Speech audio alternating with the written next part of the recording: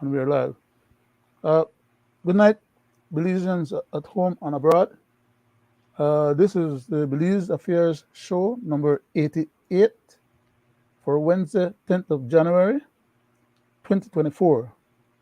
Thank you very much again for tuning in, and hopefully, we'll have some good information for you tonight as regards to some burning issues in the country.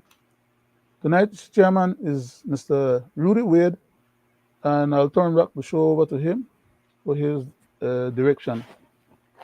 Thank you, Leonard. It's You're always a welcome, sir. pleasure, my brother, to be in your company. Thank you, And sir. You're welcome. like you actually says, we expect Gregory to join us shortly and another guest. And it's always a pleasure to be, like I say, in your company. And welcome, Belizean at home and abroad, to our, like you says, Leonard, 88th edition of Belizean Affairs. Getting close to that 100? Yes, yes, yes. And we on since we started our program, Leonard, we had made a little impact in the country in A lot terms of impact. of educating The truth being told, we have made a lot of truth. impact in a lot of different areas. But Exactly. And I am so pleased and glad for that, because like we always say, Leonard, we are not about playing politics. We just call it like it is, right? yes, sir. And we are not afraid to say truth. And on that note, again, Leonard, it's always a pleasure to be in your company. And we always start out with our a prayer and then a reading. Leonard, can Yes, you sir. give us that prayer tonight, my brother? Yes, sir. Definitely. I'll just bow my head for a second. Divine loving Father, as we come before thy presence once more, we would like to say that we appreciate the privilege that thou hast granted us to be alive. First of all, for having given us the privilege of life and the opportunity to still be alive among our family members, friends, and loved ones. We pray that thou mayest continue to guide and protect us. Please bless our friends and family. Please bless our country of Belize, its people and its leadership. Please bless this country of the United States, its people and its leadership, and the rest of humanity, especially those people who are being harmed for no justifiable reason, and others who are suffering from man-made disasters as well as natural disasters. Please be merciful unto us all. We pray these mercies in Jesus' name. Amen. Thank you, Leonard, for that. That we're prayer. Like always we says that nothing is possible without God, and we put God first in Yes, on sir. our program, and that's how it's going to be. I will offer a word, from Romans chapter 14, 1 to 10. It says, as for the one who is weak in faith, welcome him, but not to quarrel over opinions. One person believes he may eat anything, while the weak person eats only vegetables. Let not the one who eats despise the one who abstain, and let not the one who abstain pass judgment on the Amen. one who eats. Amen. For God has welcomed him. Who are you to pass judgment on the servant of another? It is before his own master that he stands or falls, and he will be upheld, for the Lord is able to make him stand. One person esteemed one day as better than another, while another esteems all day alike each. alike. Each one should be fully convinced in his own mind. The one who observe the day, observe it in honor of the Lord. The one who eats in honor of the Lord, since he gives thanks to God, while the one who abstains in honor of the Lord and give thanks to God. For none of us live to himself, and none of us dies to himself. For he for if we live to the Lord. Or if we die to the Lord. So then, wherever we live or wherever we die, we are the Lord's. For to this end, Christ dies and lives again, and he might be Lord both of the dead and the living. Amen. Why do you pass judgment to your brother? Or you? Why do you despise your brother? For we will all stand before the judgment seat of God. In Amen. That's my reading for tonight. And welcome, Gregory, my brother. It's nice to be in your company. Good night, Greg. Glad to see you. And guys, and I apologize for you know for wasn't present for Friday That's, and Monday. My that's all right, apologies. Mr. Weird. Mr. Weird. Mr. Weird. No, let's So not go it's back on good. that. It's good to be in your company, Greg. So, you know, um, you want to introduce yourself there, Greg, please.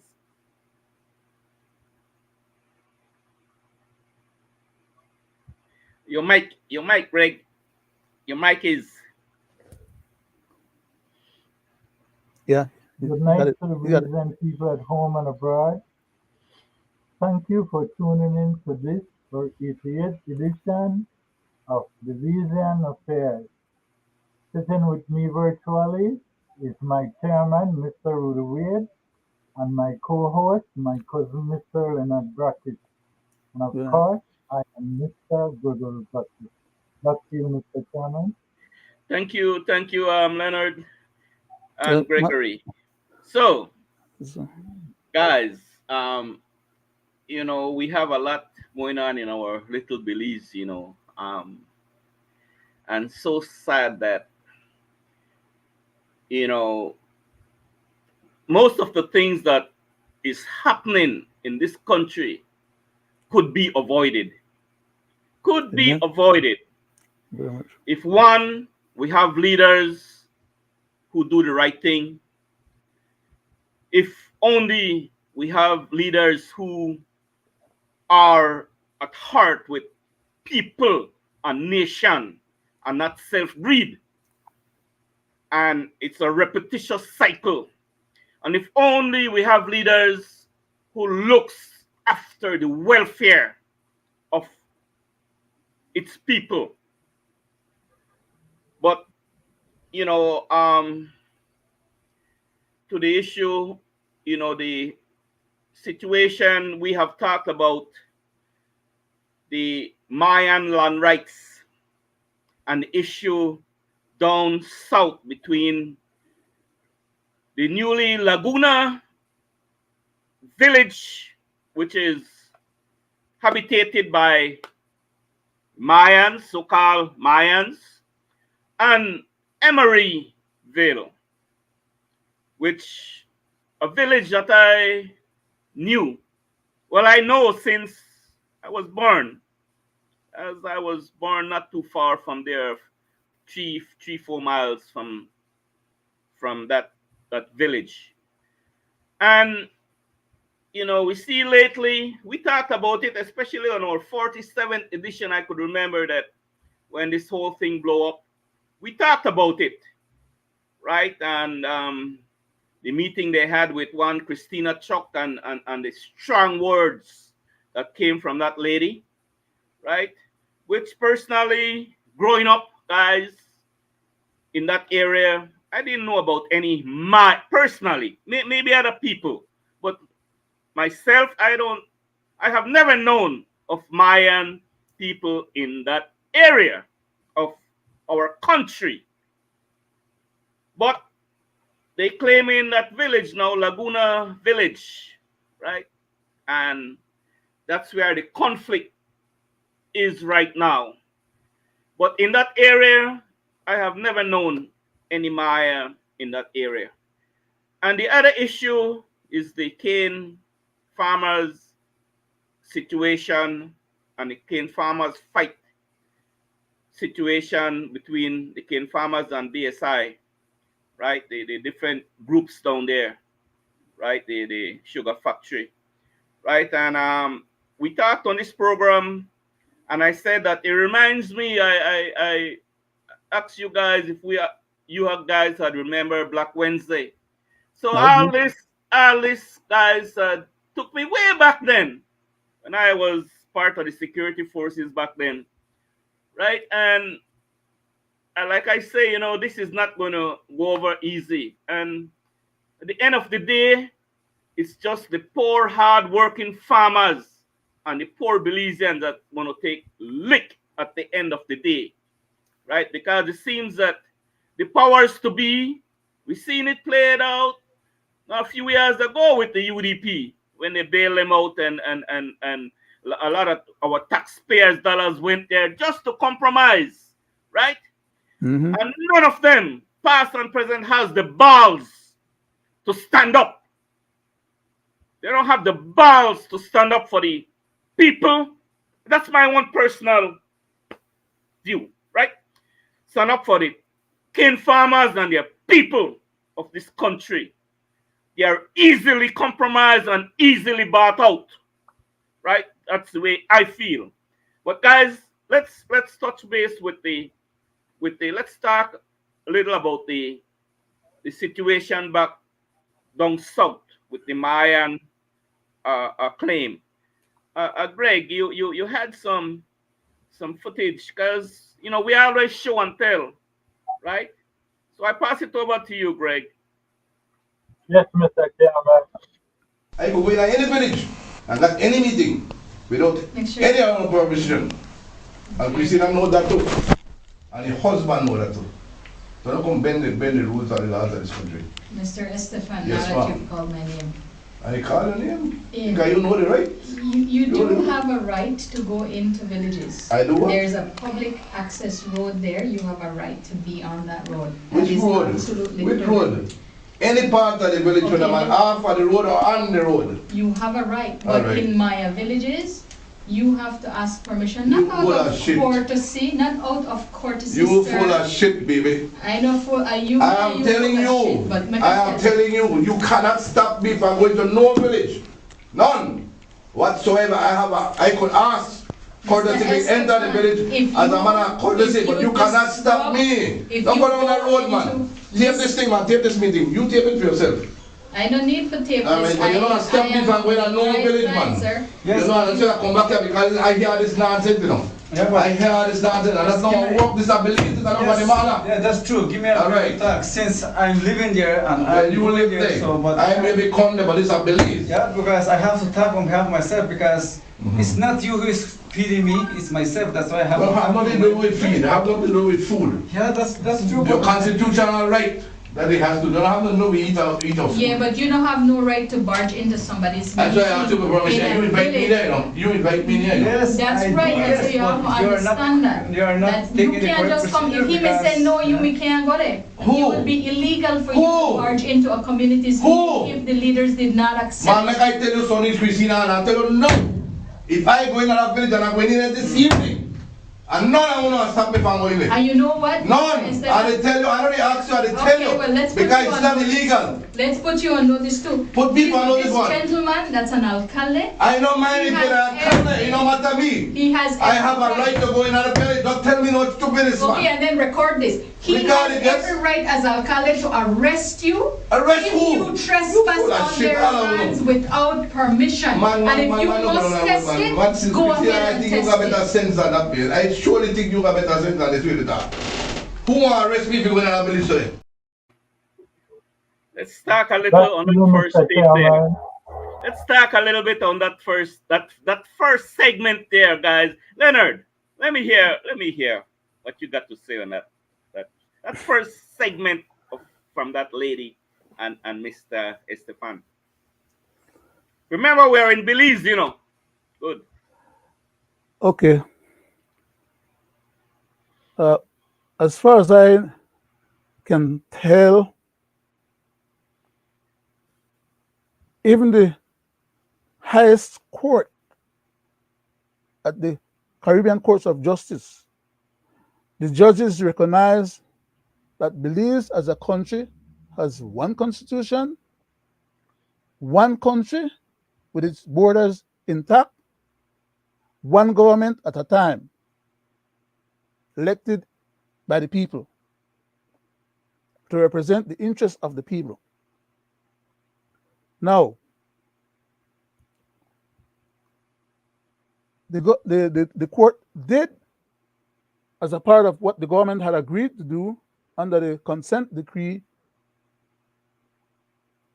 accept that the government is going to work with the Mayans to facilitate. Now, listen to that one word, because that's a critical word in the whole of this circus that's going on. Facilitate. There's no such thing as two constitutions in Belize where the Mayans have any right that's above and beyond the rights of any other Belizeans in the country. The Constitution is there to protect us all. What I'm going to say right now is something that most people, or some people, might be aware of, and some may not be aware of. But the whole of this process about trying to acquire lands by the Mayans under this stipulated terms or ideas or statement or wording, because words have meaning, and some words have critical meaning, and some words can be used for double-edged sword. Under this idea of Maya land rights, there's a misinterpretation, misunderstanding, and a conflation of what really that should represent.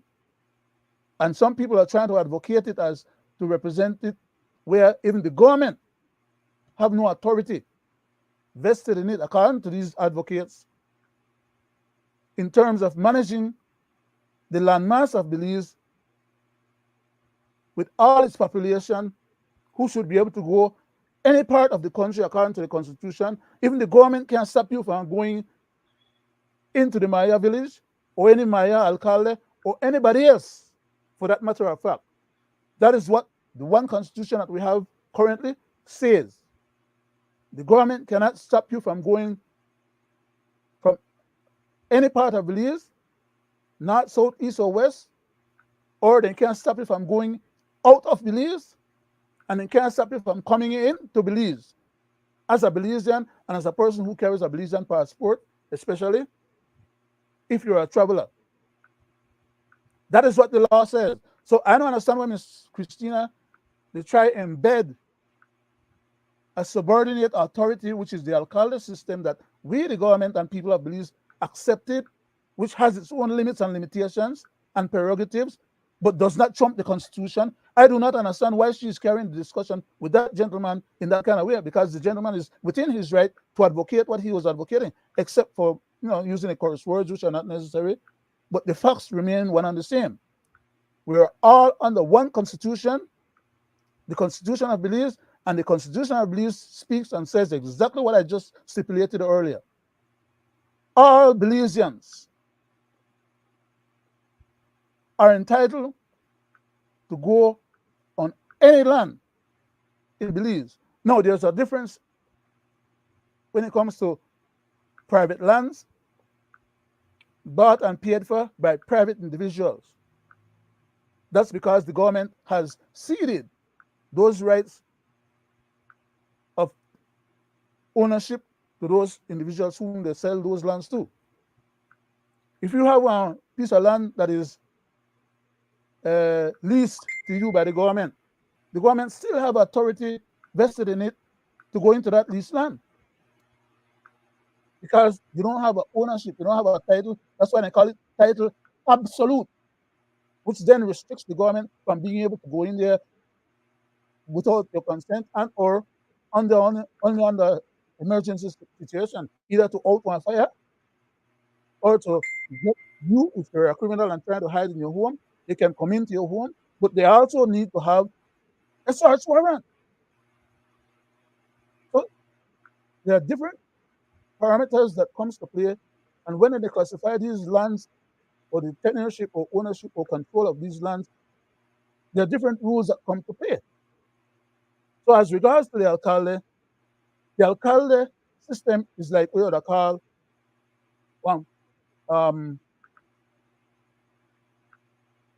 let's say any other village, right? Or let's say a village that is not a Maya village, then let's say Bomba or any other village in a Belize district, or even a Kai or North, wherever. You have chairmen, right? But the chairman can't go and arrest nobody, like what Christina they said that the alcaldes then could do. The alcalde is comparable to a chairman. It's a local jurisdiction, but they have to work within the system. And there are certain rules and guidelines that facilitate. Remember that word I mentioned earlier? And it has to be used repeatedly for the contextualization of what these people are attempting to do in order to make sure that they're stopped in their track before they get too far down the road, and then create what you call a national and as well as an international situation.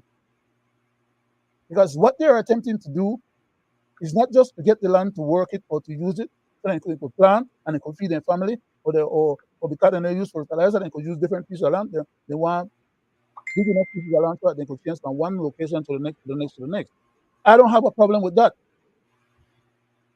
to the extent that they can't just want to take all the land, make them use it for that purpose, and nobody else get none. That's untenable. And unless they are willing to bend and accept that that is not going to happen and cannot happen and should not be the basis on which they try to advocate, then the solution to the problem is not too hard to come by. But that gentleman was within his right to tell them what he was saying as regards to them not being able to stop him from moving around in the villages or any other else, except there's one criteria, right? Especially now, because the Mayans, they want their land under communal grant or communal control.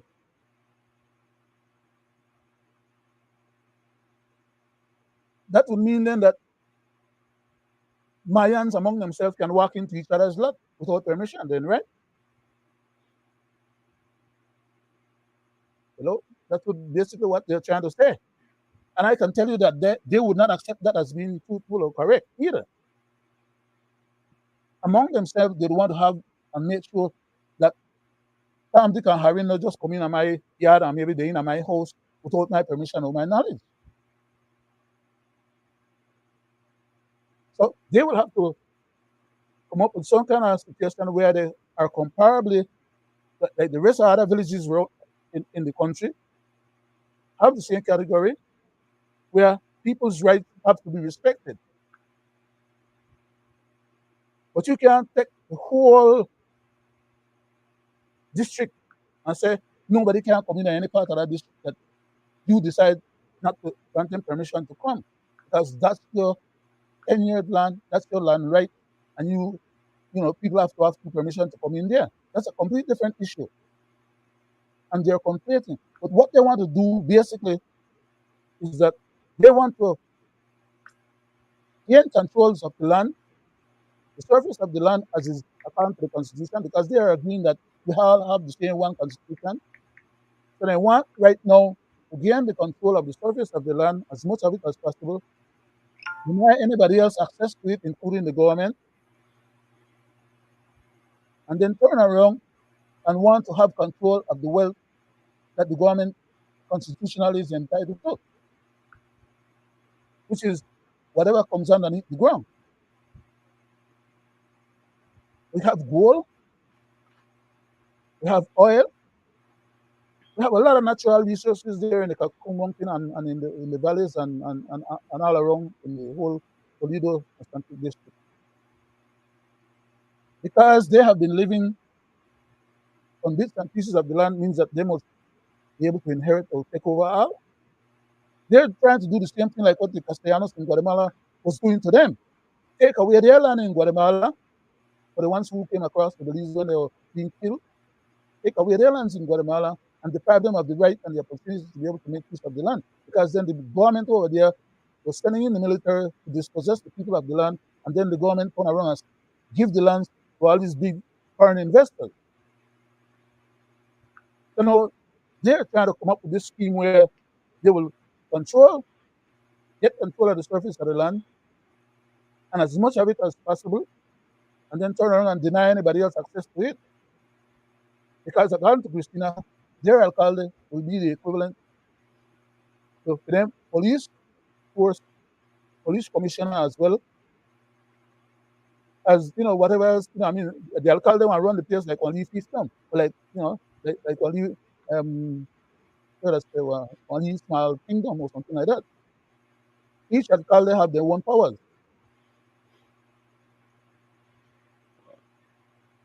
Have a lot more to say, Mr. Yeah, thank you. I want to yield back because you're so right on that. Greg, let me hear you on that tape you played there, my brother, because man, that sounds like another state to me, like you rightfully says there, Leonard. That sounds like they want to create their own state. But anyway, go ahead, Greg. Let me. And they're serving other interests beyond their own. Some of them, as members of the community, don't even know what some of the other members higher up in the community are aware of. That they're actually being helped so that they themselves can later on be suborned. Because you have the drug dealers and with the land planes in the area right now. Are they going to fight the drug dealers and stop them from make the plane and come in there? Or are they going to let the government send its forces in there when the government need to go and deal with those issues? Because the whole country is still under the jurisdiction of the government. And I'm sure, well, let me not get into that part. The other issue. Let me leave that alone. Sorry, Mr. Chairman. Sorry for butting in again. Go ahead, Greg. Let me get your input on that tape that you played. Thank you, Mr. Chairman. It don't take one too long to see the mischief makers and what their intention are. Because if you listen to the tape, you heard what Miss Christina Chuck said to the gentleman. You can go in there, but on public access road. In clarity, I don't think I have to go back and play it, because I will show you how she's speaking out of context and how, as I always say, these people are always telling on themselves. Mm-hmm. Now, Mr. wanted the government to ask permission to build a bridge that has caved in with the truck, that is on public access road. Stupid. They must ask consent to do that. How ludicrous. And Mr. Chairman, let me play the tape so it's not coming from my words. The consent process is not in any way there to prevent access to any of the villages in the Toledo district. The government developed a free, prior, informed consent protocol, and nowhere in that protocol prevents access to any of the Maya villages. So let's just put that out there.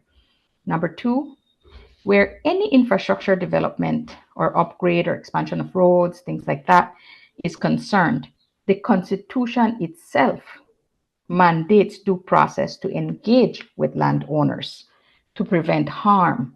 This is also a similar process for the Maya villages. For example, in the case of Sokots, where the tree was cut without consulting the village, all of that harm could have been prevented had they consulted the village, had they engaged with the village. So it's not to prevent the development or the repair or any kind of infrastructure upgrade. It is really to ensure that you are preventing harm to the people concerned and that will be impacted by whatever it is you're doing there. The Maya Leaders Alliance has no say in what happens in the lands that are owned by respective villages. Only the members of the village have a right to say yay, nay, or provide conditions or whatever the case might be. Free, prior, informed consent rests with the village, not with the MLA, not with the TA, not with any outside entity. So if there is anybody that can give permission or that they should engage with, it is the members of that village. And if they've already heard from the members of that village that they want the bridge upgraded, clearly, then they have gotten consent. They should go ahead and do their work. So I just see it as mischief, because every time something, either you don't want to do your job or you can't respond positively to the village and therefore you have to blame the MLA. No, man, this has to stop. This really has to stop. That it's inaccurate. At no point did they reach out to us. We only learned of this because somebody led me on to the news that was aired.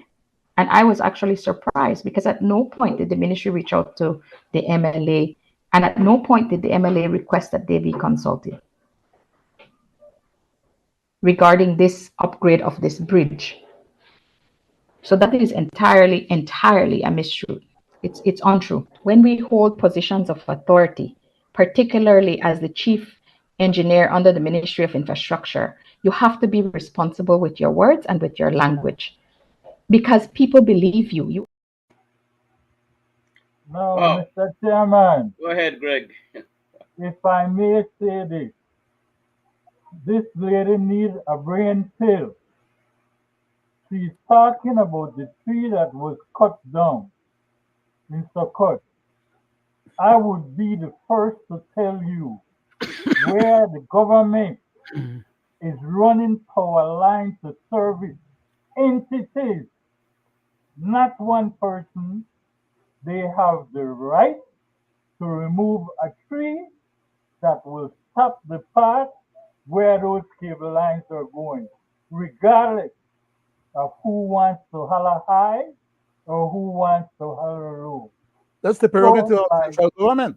That is the right and the prerogative and the constitutional authority vested in central government, not in any Exactly. subordinate entities or community. Belize City as a major population center cannot tell central government what central government can do and not do. What the hell am I come up with this idea that they should be able to be granted that privilege to tell central government what central government can do and not do, to subordinate, as I said, the authority. That's what they're after. But then it's not just about getting it. It's one thing for them to be after it and then to be able to get it, but what are their agenda in terms of the uses of it? It goes far beyond what is being put out there right now. And Miss Christina is double talking and pretending like well, let me leave that part. Go ahead, Greg. Go ahead, Greg. Yes, she is. And my cousin is right.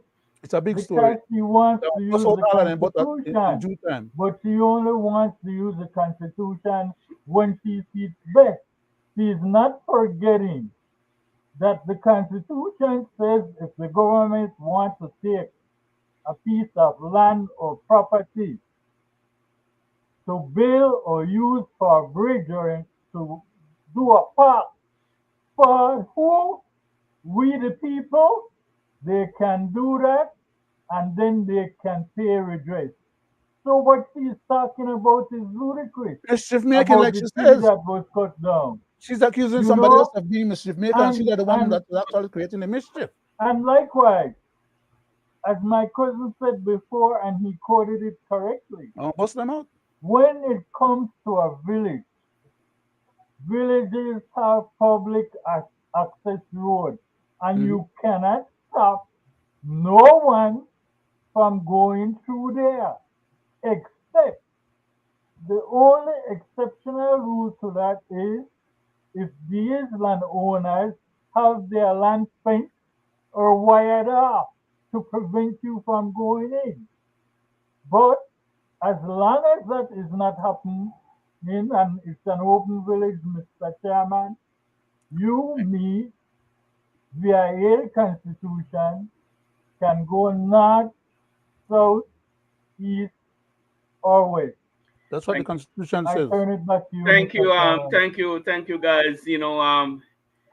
I just hope and pray that somehow Miss Christina would get a view of this 80th edition of Belizean Affairs, right? And Well, there's more that she and needs to learn and understand, Mr. Chairman. If I must, yes, if I must be impertinent and step on your toe as you was speaking, there's something that comes to my mind quickly.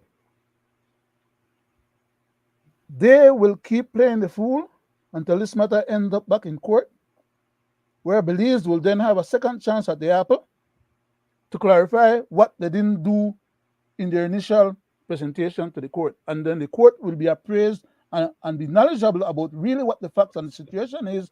And then the court will have an opportunity to do the proper ruling as compared to having to rule on what they had in front of them, which was not any defense on behalf of the country. So the court can rule only on what they have. And if the government didn't provide any substantive basis, then the court has to go along with what the other people have provided. And as a matter of fact, I'm saying they will end up, as a matter of fact, going back to court to have this matter litigated or to have the court, according to them, pressure the government, to force the government to do what the government. The court not having any law, the court not having any power other than the power of law. The court can't tell the government or force the government to exercise any actions. It can tell them that they have to exercise those actions based on the process and the procedures and protocols of legal process. But the court now can't physically do what Christina they want. And what Christina they want is contrary to good order and good governance. There's nothing wrong for them to get the lands. There's nothing wrong for them to abide by the rules of the Constitution. But stop conflate, because that conflation will get them in a big problems, and they end up to get less than what they could have get otherwise. Well, you're so right on that, Leonard. Sorry about stepping on you just now, Mr. Chairman, but that has to be cleared up because people out there need to know what the facts are and need to realize that as much as the court has already ruled, it doesn't mean that the case is finished because it's pending and the court still have jurisdiction. And therefore, it is incumbent on the government to make sure that the court is appraised of the facts. Sad. Thank you, Leonard and Gregory. Guys, on that tape you played there, Greg. Out of my umpteen years, the face of this earth is, and like I say, know that, I growing up, like I said, I didn't know of any. You showed a map there. It seems that the Mayan alliance and the Mayan people they taking up whole of the down south, right? All of a sudden.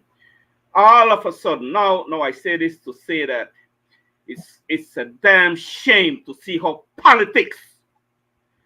I blame it on the UDP and the PUP. Both of them. The amount of villages popping up, some UDP village, some PUP village. And once the PUP in power, they're going to make more village. And once the UDP and pop up, they're going to make more village. And sadly, they play with the people. They play with the people's sentiments. And they play with the people land. They play with the people assets. They play with the people welfare. Right? You listen to that lady? Well, like growing up, I have always known about alcaldes, right? But they used to serve a different purpose in my time. Like the alcaldes from San Antonio and San Miguel and Colombia, right? Those are the villages that's right around me. I born in that area there. They have alcaldes, but they have to take care of the drunken man and they, help people and stuff like that, right? That's what I know about alcalde. I never know that they have a different set of laws. No, I would like to know where their training school is. I would like to know where their training school is, who train them, right, to carry out these duties, right, these missions that Christina mentioned. And she must first realize that, we are all Belizean and we all pay taxes, right? And like you said, Leonard and Gregory, we have the God-given right to go any part of Belize, travel the length and breadth of this country. If you don't have 4 markers on a fence, right, you have a right to pass through there, right? Once you block it off, your 4 marker, that means it's yours, and you don't want nobody to pass through there. Well, Miss Christina, I'll beg you to block off your village, man, so nobody could enter there, and then let's see what will happen, right?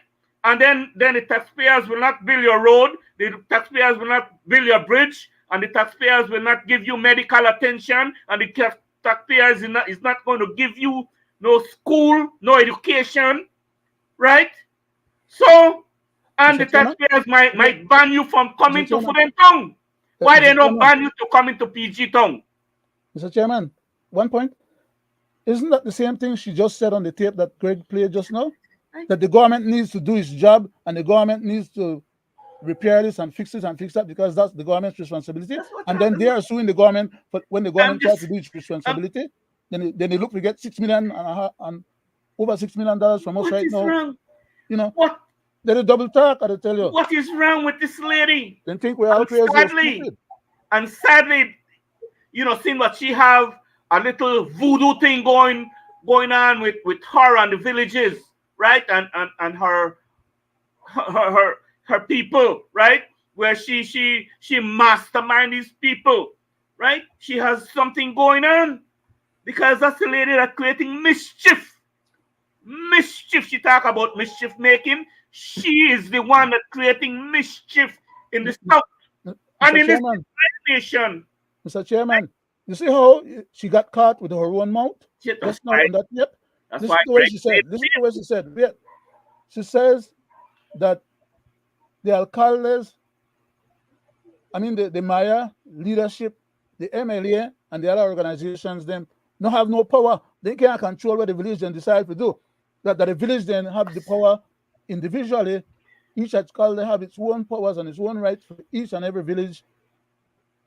And therefore, then organizations can't tell them what to do or not do. You see how they use the organizational structures then to try to get what they want to get. And when they think that they get what they get now, they want to take that power and they want to bring that power down to where part she as a or the members of the community have to get together and make their own decision. Go ahead, Greg. Mr. Chairman, have me an excuse. Go ahead, Greg. I proved that before. I proved that before. It's not the first time she's telling on herself. Because before, when some of those villagers wanted the government to survey their land and have it as ordinary Belizean citizens, she said they can't do that. They have to go to the villagers first to get consent. Is she ludicrous? I just told you. So now she's saying that their villagers have more power than the alcaldes and have more power than the Belize central government. No, she's saying that she on that tape, has more power than the Constitution. Yeah. Yes, on that first tape you played there, Greg, I'm well in tune with Mr. Estefan, and I agree with him 100%. 110% as a Belizean. Now, Greg, play another segment where they had that meeting. Mr. Wade, before I do that, I would like to say this, right? Government does not have a choice but to act against balkanization. Mhm. They have created a law that has turned tiger in them. Karma is alive and living well. When you created the civil assets and unexplained wealth bill, it gives you the right to go down south to every village and you can take them in under the FIU and you can say to them, produce your land documents for this land that you say you own.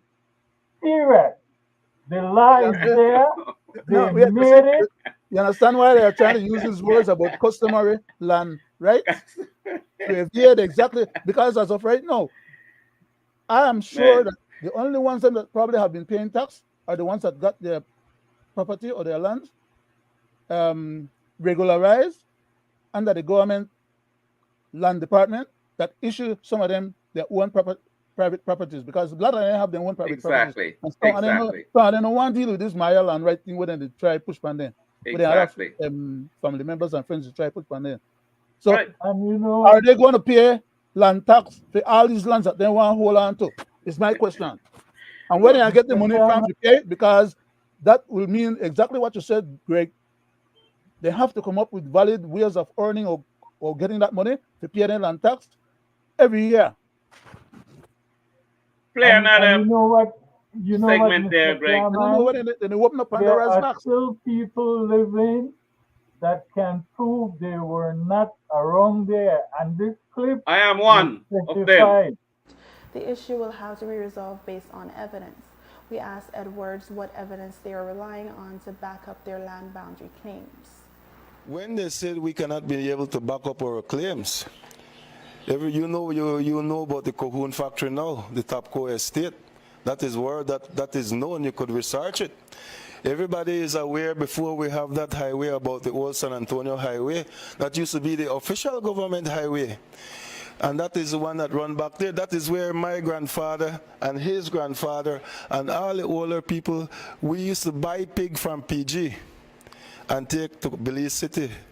And that old San Antonio road is where our grandfather used to do farming, and we walk in that road, and we go to Laguna Village, and when we get out on the road, we still have to walk a mile down to meet Laguna to buy pigs. So they have never been able to settle in this area. So when you say, how in the world that hill name Kanemranch Hill, is that a Mayan word? Kanemranch Creek? Cut and throw. Those are old Creole slang. When the river flood, it cut and you dash away. Cut and throw away. Condemn branch mean when you go in here and we flood up you and condemn you know, waste time with you.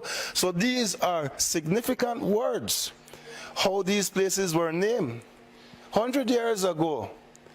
When then they said that Black Creek, why they name it Bush Creek? As a Maya word, why you have to have an English name? Because we name it, Papa. It's not something difficult. Because every Belizean and 50 or 90% of the original band Belizean is aware of how those places are named and is aware of the old San Antonio highway. And every Creole, East Indian, Garifuna, this is nothing new, strange to them. Everybody knows these places here from years ago, their name, and who used to live back there. So it's not something, hard to make Emery Grove prove. No, this is everybody who live here don't know this. He's so right, 100% right. Like I said it before, you know, I would like to see the proof that Christina Chuck and his, in fact, you know, I would like to know who is behind her, right? and I asked the question, how does the government facilitating? How is the government facilitating this kind of shenanigans for votes, when they know political... damn well that it's not supposed to be that way? Why are they leaving politics again to root that deep root when they know that, You know, all they're doing, they are turning one set of people against the other set of people, and it's all Belizeans, But it's part of the right? agenda. Just for politics. Mr. Chairman, that's part of the agenda, sir.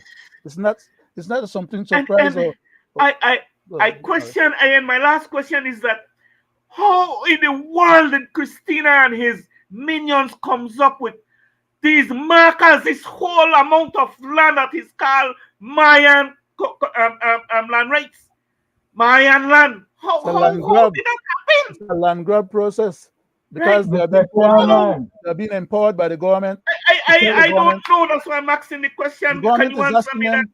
Go The ahead, government Leonard. is asking them, Mr. Chairman. The government is asking the Mayan people them to stake out the land that they're trying to make claims on, and then the government is going to decide whether or not it's valid or not valid. But as part of what the Mayans are doing, the government should have what you call uh, um, a verifier, a person who is working along with them to verify what they're doing and to make sure that when the government decides to put its foot down for the final resolution, that the government is in a position to say, you claim this, you claim that, you have a right to this, but you don't have a right to that. End of the story. That's the power of governance. That's the responsibility that the court left on the shoulder of the government to facilitate. Remember that word we I used earlier, and I say I'm gonna keep on using it until they get the sense of what is it that's going on. It's a process of facilitation. The government could either facilitate the Mayans them to get all the lands that they want to claim, or you can facilitate them to get some lands enough for them to be able to use for whatever purpose they want. That's the power of governance. Or the government could just as well be hard up if these Mayan people are insisting in wanting to subvert the ruling and the interpretation of the ruling and the intent of the court court decree, because it was a what you call consent decree. The government gave consent to work with these people, but that did not mean that the government gave consent to let these people ride roughshod over the whole government and the whole country. There's no such thing as a balkanization in Belize, or should it be tolerated, because it's intolerable. And that's my part of the story. Thank you. Mr. Well Chairman, said. Go if ahead. I Go may, ahead, Greg. the best thing the government could have done for the people down south is to create the civil asset and an explain wealth bill. Because you know what? They never know that though. It goes against even what the ICJ says. While the ICJ is saying there is to respect CCJ. my land, my good Greg, cousin will tell you this. CCJ. The CCJ, not ICJ. Not ICJ. ICJ are the Excuse international me. one. My good cousin will tell you, when Belizeans go to America and they are not citizen and you're in the ball park, and they holler a certain word, you see people start to run, jump fence, and do all kind of stuff. Now, with the loaded gun the government gave the people through that bill, if the government marches down south, okay, we will respect the ICJ, but you know what? We are going to use a new law, the Civil Assets and Unexplained Wealth, and you down the line have to prove ownership to this land. How you get it? It's simple, because they have the power now and they have the tool to How do much it. how much tax papers they have to prove that they were paying taxes on those land that they said they own? But or they come back and say, well, they never won it then, but they expect to won it now after the resolution of this court case. Well, they expect to won it. They own it under the same criteria of government ownership Exactly. paperwork. Exactly. You have a right to the land. We can give you so much land, but you don't have a right to the assets under the land. They cannot That's make the a rule of the whole separate law country. for them. You can't- They cannot exactly. make a separate law for them, So period. now they are hanging themselves. They are hanging themselves with the same rope with an tie up on the tree to hang somebody else. Exactly. Okay. Well said. I want to Great. know Great. how much taxes are being collected Great. from those land they claim rights to. Yeah. Period. would like to know myself. Greg, you have that clip with the town hall meeting they had, this last town hall meeting. No, I don't think I have that clip, Mr. Chairman. Okay. I might have removed it for space. Okay. Well, like I say, we try to speak up on issues that directly affect our people, and this is one of a pressing issue that is affecting our brothers and sisters down south. And it's so sadly to know that you don't have not one area representative, one politician, or a leader in government that is standing up with these people that are fighting for their rights. But here you go, you have them stand up big marching for Palestine, for Hamas, right? That has not a damn thing to do with Belize, just because some of them have relatives. You hear them say it? They have relatives there. That's why they're showing solidarity.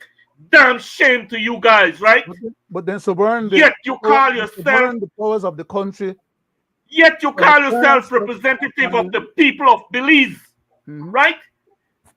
That is what you show, right? And I hope that the people of this country, especially the people of Belize down south, right, to see that they have a cause, a genuine cause, and none of them stand up with them and try to solve this issue, right? Instead, they're playing politics as I speak right now with that same issue, right?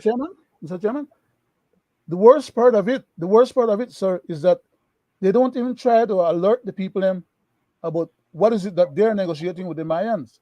Why? Because the people are not part of the case.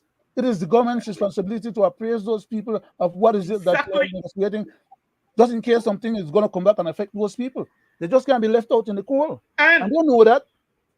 Right here you have a show of solidarity because of whatever political issues and pressures the up north with the sugar industry. You see some of the leaders now and representatives stepping up for the people. And then you see how they react when the port workers, you see any politician out there that is directly affecting hard people, working class people, right? You see when the terrorists came, they went on TV, they brought in these terrorists. The politicians, they went on national TV, right? And justify what they did. Well, through this medium, through our medium, right now I call on them to stand in solidarity with the people down south and resolve their issue and stop turning culture against culture. That's what you guys doing down south. Go ahead, Leonard. The unelected one in cabinet, or that used to be, well, I shouldn't say used to be, because you still have what they call special cabinet privileges. Oh yes, you have a lot of privilege. A lot of privilege. Focus in my book. Wait, I was gonna say, you see what the man did? He said that I can't. My cousin, remember, my cousin always said that the man said that specialized people. But no, never he said that. But that he not a foreign minister, so he was the person whose portfolio was largely responsible for having that deal come about. Okay, so he was unelected, and where is he now? After he broke the laws of the country, violated the laws of the country, now he walks away, and it's all well and done. He's not wrong. He's not accountable. Exactly. So, guys, turn from the issue now, Greg and Leonard, from down south. Let's go up north. Mr. Chairman. Yeah, go ahead. Deal or no deal? Did we get a good deal with the sugar industry, or did we get a can that is kicked down the road for another 2 years? This is the question that should be asked to the Belizean people, and I will show you how this government will claim victory in the sugar agreement when they had nothing to do with it, but yet that agreement to cut you came across, at the the UDP claimed victory too, you know, in the last negotiation they did too. They claimed victory, right? So that agreement came on the back of the Belizean people. exactly. And I will show you how. Let's hear the Prime Minister on this one. Hours-long meeting. Just had a very successful negotiations with both teams. I'm very grateful to the two sides that wanted to bring this to an end. And so I thank to the BSCFA and to ASR BSI for cooperating for us to do what is right, to sign an agreement in the best interest of everyone's. As BAC Pass it over to you there, Leonard. No, yeah. Go ahead, Greg. Greg got something. Mr. Chairman, no, to answer that question, they're talking high and low. Political blunder. I will prove it again tonight.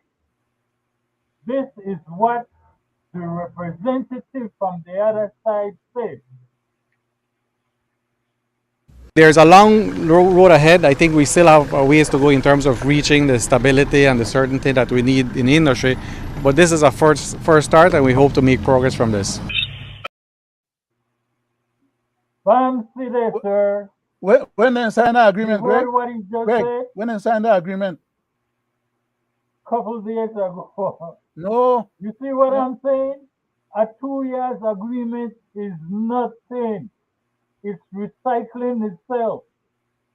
2 years, 2 more years, and it will continue because they cannot come to a general agreement. And Mr. Chairman, I said earlier, that agreement was on the back of the Belizean people. You know why? The government gave BSI a license to import sugar that they will sell. You know what the retail price may be? $1.50 or $1.60 with no control. And you know what was said? You will pay the price per pound depending on how far the sugar has to move from the factory. And I will play the clip, sir. Year. We currently have roughly 10 days left of white sugar, and we're looking to import white sugar from the US to give us some cover while the crop starts. We have enough brown at the moment, but as I said, we are taking that brown sugar from export markets and putting it on the domestic market so that we can continue to supply. But in terms of white sugar, we're very low, and we're looking to import to give us cover for the first week of once the crop starts, so that we can continue to supply the market. Indicated the government that we will not be making any markup on that sugar, so we will sell it at cost. The cost that we're estimating after shipping to Belize will be around $1.20 Belize per pound. The distributors and the retailers will probably put a markup on that anywhere between 20 to 25%. So I think anywhere between $1.40 and $1.50 could end up being what the sugar is sold for on the shelf. But that should be very temporary until we get the crop running and we can start producing sugar from Belize, from sugarcane here. But that gives you the level of price disparity that currently exists between the sugar being sold in Belize and what it fetches in the export markets, and why the price of sugar in Belize needs to be adjusted. If not, we will continue to face this challenge.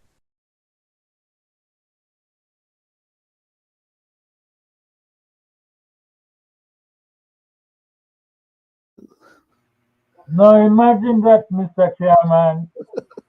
2 sugar factories in Belize, they will import. They are not importing to lose. Don't believe when he says he bunch of scoundrels. You know why? They always tell on themselves. You are saying you're not going to mark it up, but yet you are saying that price will be until sugar come back in quantity. You're just selling on yourself. You will sell it so much a pound until the mill is milling enough, then the price will drop. The price will not drop, my cousin. The price will not drop. That will become the new price marker. Okay? And it will become the new price as a part of the agreement. That's the way for them to make extra money. Then guys, we government is not on the ball, and we're not dealing with these matters correctly, and we're trying to find easy way out. But the easy way out is at the expense of the population. Fleece the population any which way, and who cares? I would like to ask Mr. Chairman, anybody in business who imports, anybody, including the Lord Ashcroft, if he was around, does any business entity import not to make a profit? A fool and a tractor. They must think we are all a bunch of fools. You know, the point is that you, Mr. Chairman. You want to say something, Leonard? Go ahead. Yes, sir. These people want to take us for fools because we leaders act like a bunch of fools. Okay? They see right through we leaders, and as a result, they use we leaders to clone all of us out and take advantage of us. Because my good cousin, if you don't mind, let me say it to you. Go ahead. The good man from BSI learned from the Prime Minister. You won't cost the taxpayers a penny. So they won't raise the prices, they will just he learned quick. Sad. Go ahead, Leonard. Go ahead. It's sad. It's seriously sad. There has to be another word to explain sad. Because my saying it's seriously sad doesn't do justice to the reality of the circumstance that these people are enduring, you know? Yeah. And not only they will be enduring, but the rest of the country will endure, because that sugar that they are now supposedly importing will come to us at a higher cost. When in fact, they never had to give BSI or ASR any contract for bringing no sugar. They could have give Santander an opportunity to sell some sugar locally, which would have put some pressure on BSI. So the idiot that we have in government run for we affairs not have enough basic common sense for him think through a simple thing like that. If somebody is a power player with you, you want to bend over and give them more opportunity to take advantage of you, hoping that at some point they can get tired of taking advantage of you, and then maybe feel sorry for you. We are dealing with hyenas, jackals, vultures, vipers. You know, we're not dealing with nobody who have any kind of heart or mind or conscience or intent or good faith or good interest in the well-being of the people.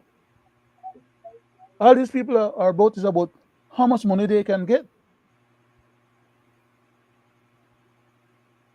I don't understand why, like for example, right now, if the government were to allow the cane farmers them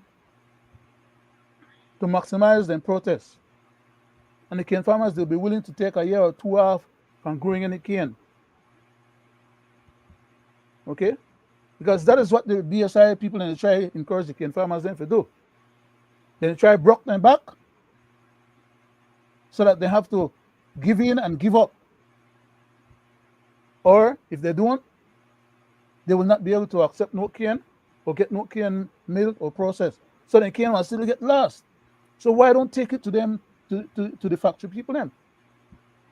They can't produce no sugar if the cane farmers they not produce the sugar, the cane. And the factory doesn't have enough land to produce their one cane to keep that mill running. So if the government plays its card correct, which is what I'm recommending right now, I hope they listen and I hope they get a copy of this, and I hope my cousin they give them the information when they need to have. Do not facilitate a cancerous company that's taking advantage of the government and taking advantage of its people because they have them over a barrel. Do not give them any lands to make them go grow no cane, to make them subvert the cane farmers, their effort.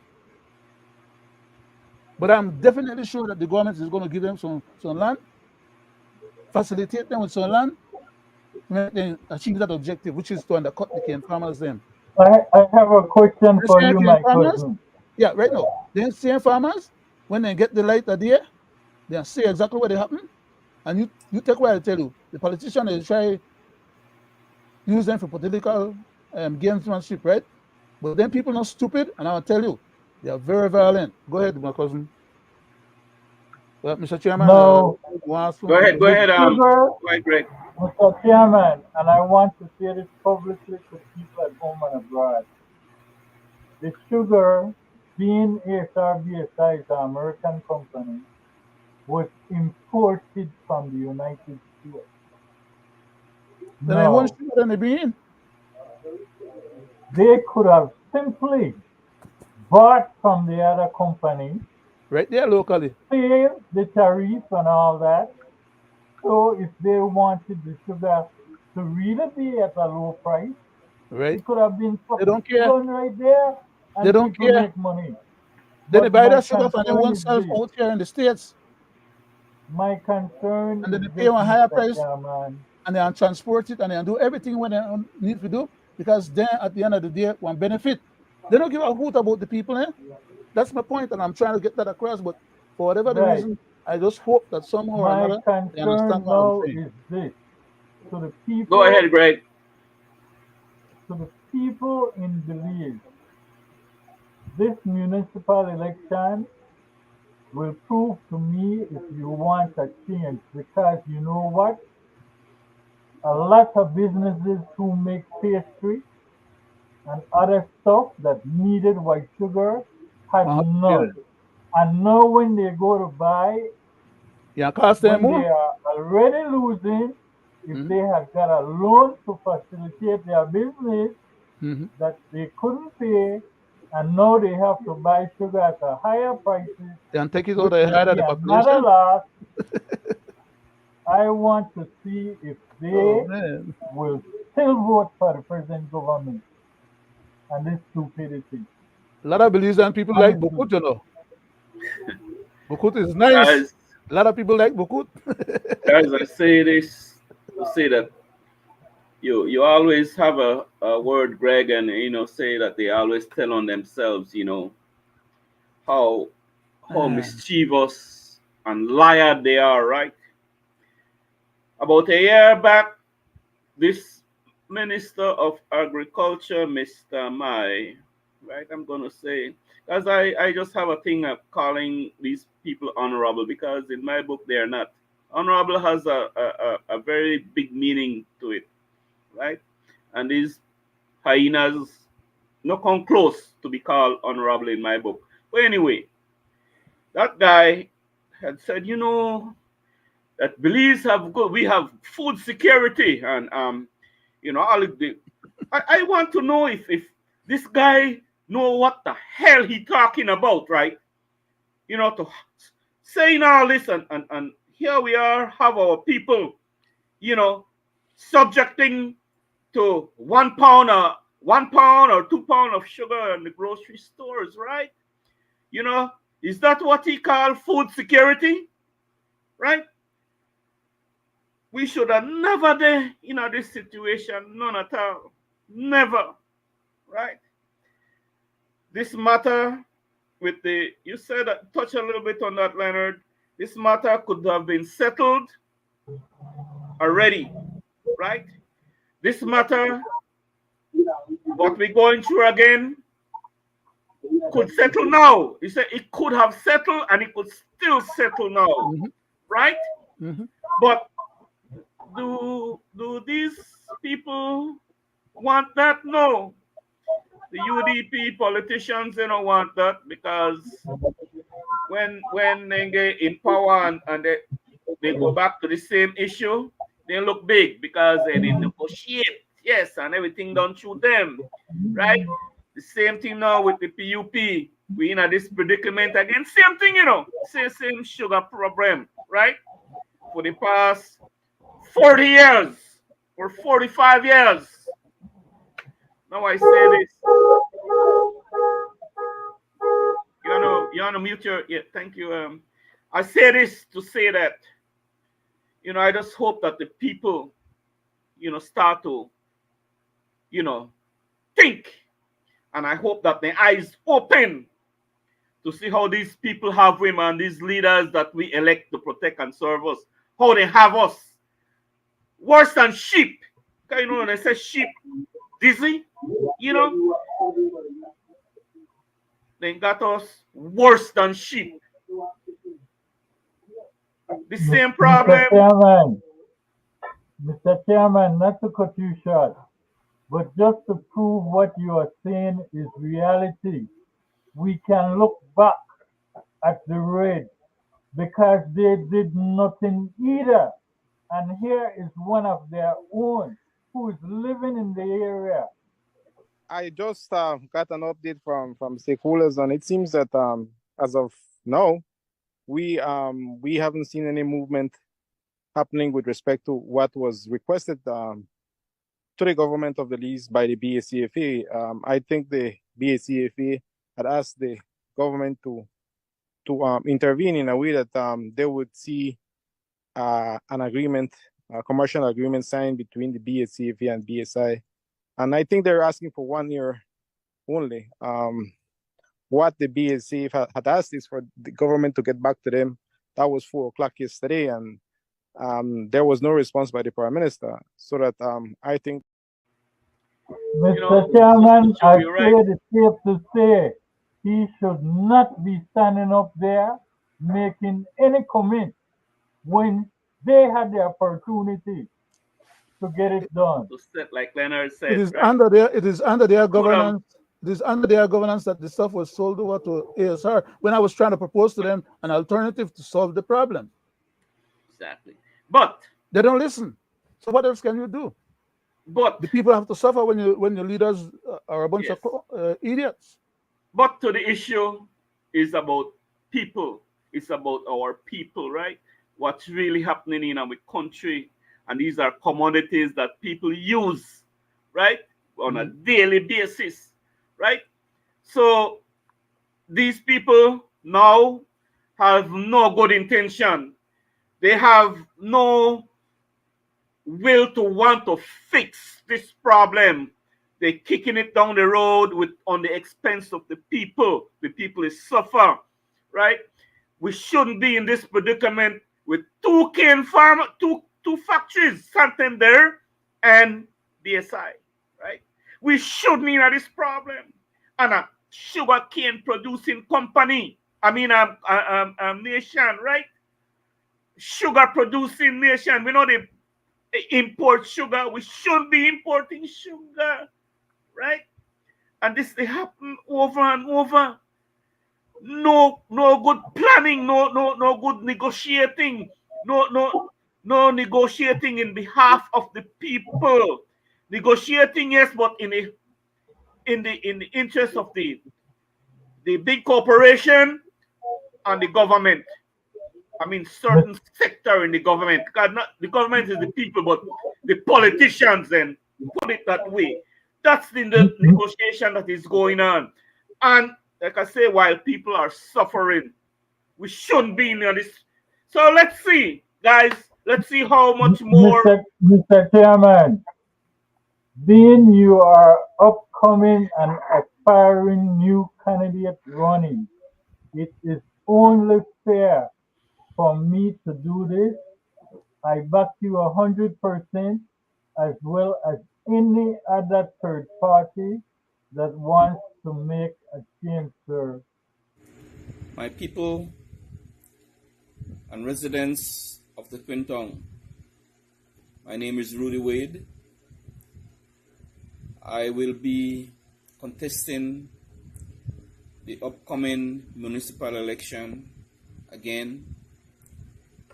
I humbly ask you, the residents of the Twin Tongue, for your support once more.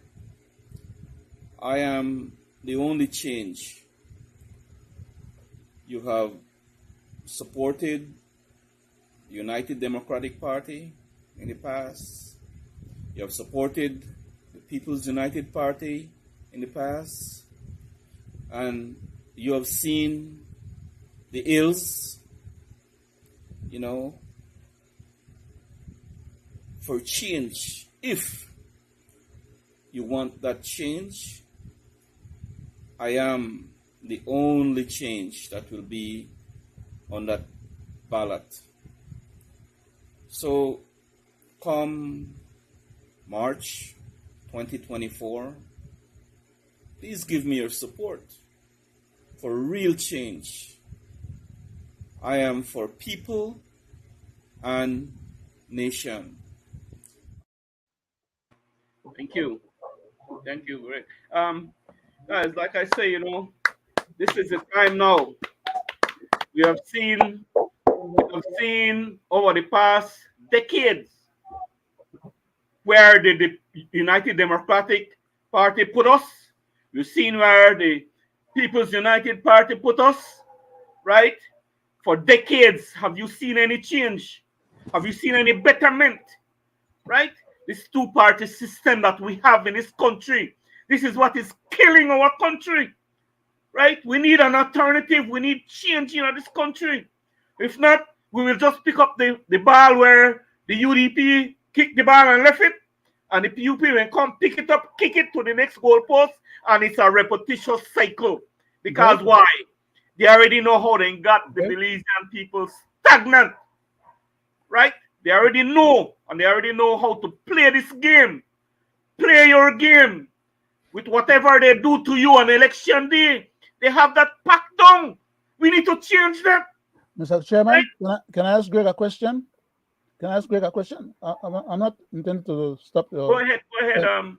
Greg, do you have anything for that city council, Belize City Council thing? Do you have any other tape? For the Belize City Council independent group, PDM, I think they call themselves. Yes, I do. Could you run that before the show finished? I'll turn back over to the chairman, but could you search for that in the meantime? Yes, support that. Mr. Chairman. Go ahead. This is a critical time in our country. We see all what they do to us and our children. Is this the kind of life you want for the children, to pass down to your children, man? No, man, we got to take a stand. And like you said, Leonard, right? Like I say, in that sugarcane situation, the people have the power in their hand, to make that change, right? In up north, right? Mm-hmm. How long they could suffer? 1 year, 2 years? But cut that ties and stop delivering cane the plant none. Where the hell the factory is going to go now? When you're not the producer and you not give them no cane to mill, what you think will happen? Then go pack it up and carry it in and then pack it. Right. And then we could say it right here on this through this medium. Then the government, we the people could own that factory. Right? We could. And we passed that opportunity already. Right? Ill representation, ill negotiation. We could have had the factory for the people. And we wouldn't need this predicament. But who see this far? None of them see this far. All I see is greed, money. What the government will likely do is give these people some extra land, like I was saying earlier when I was commenting, so that they could start by cut the farmers them and produce their one cane for their meal. And I would think that no government in Belize should put themselves in that situation to foster that kind of outcome. Exactly. So do not facilitate these guys. Yeah, I'm sorry. Through this medium here tonight, again, I'm appealing to independent thinkers, all independent thinkers, right? I don't know about this the third parties, because they are dormant. The ones that they call third parties, the couple of them, they are dormant, right? Very dormant. So I call on independent people who know it. Suck nothing from UDP, suck nothing from PUP. Put your name up now. Your country need you because you see the treacherous road we're down. Let's save this country. Let's take it back, right? Where it's right and bring it back to the people. The people. Where people prosper. Where people don't have to beg you. Every Wednesday that you know. Office, only $20. Only we the people could make that change. So I call on independent people now. Put on a name down. The country need one now. People are tired Here of we go, PUP. sir. Tired of PUP. Here we go. Back to you. We have Mr. Freeman Gongora at the head table. Freeman. Very good. We have Miss Marcella Main. She's a businesswoman and a former educator. We also have Mr. Gary Matos, a small businessman. We have Miss Alicia Egan, young, ready, willing, and able. We have Mr. Cornelio Day, Mr. Day.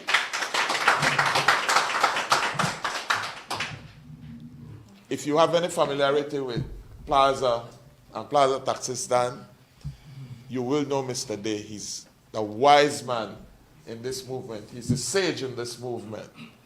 And so, as was pointed out earlier, we want you to give this group of candidates of the People's Democratic Movement a chance, and you will see what Mr. Day and all the other candidates are worth. There's a new roster of candidates set to run for office in.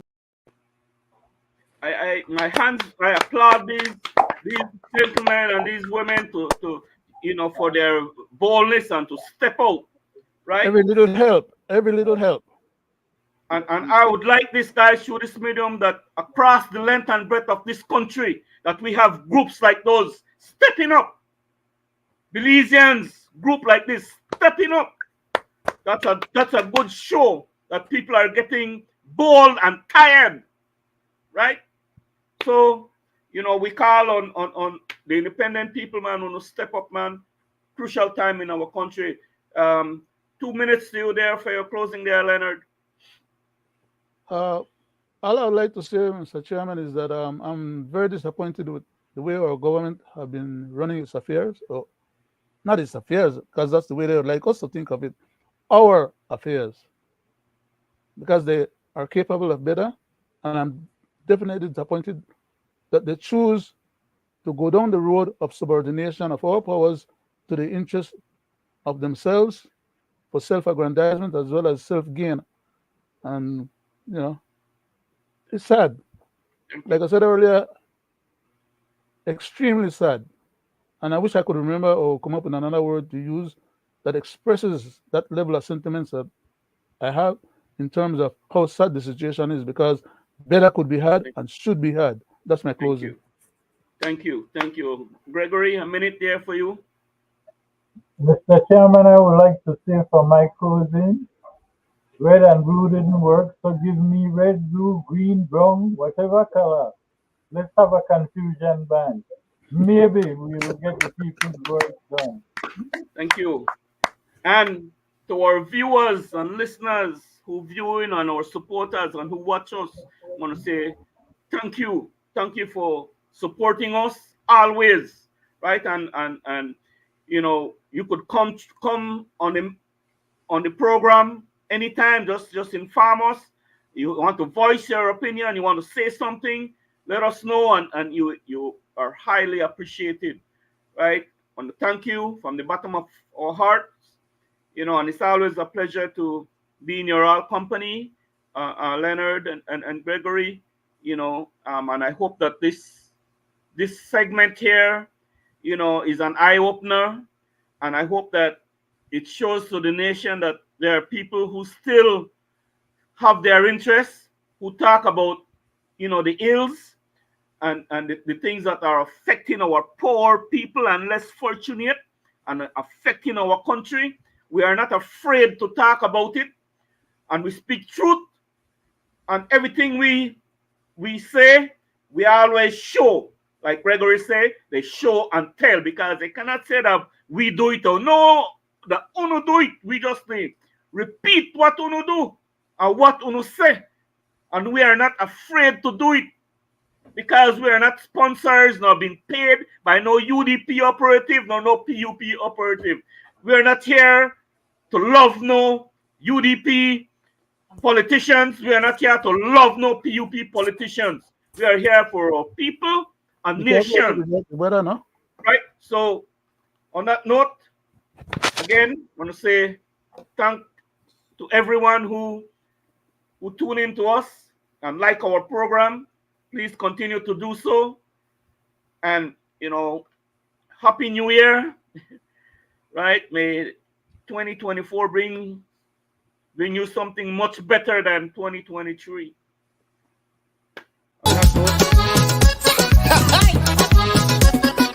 We want everybody.